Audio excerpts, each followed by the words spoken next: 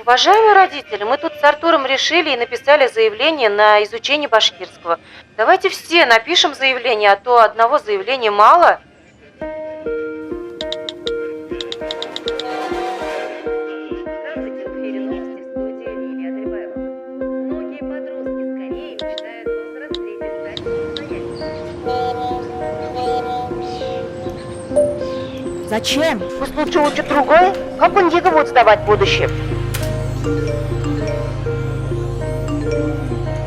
А я согласен, дети должны знать свой родной язык. Уважаемые родители, давайте не будем тут разводить полемику. А насчет башкирского языка так скажу. Из-за 3 человек мы не будем пересматривать учебный план. Российская Федерация гарантирует каждому право на использование родного языка, свободный выбор языка общения, воспитания, обучения и творчества, независимо от его происхождения, социального и имущественного положения, расовой и национальной принадлежности, пола, образования, отношения к религии и места проживания. Равноправие языков народов Российской Федерации охраняется законом. Каждый родитель вправе свободно выбирать язык обучения своему ребенку.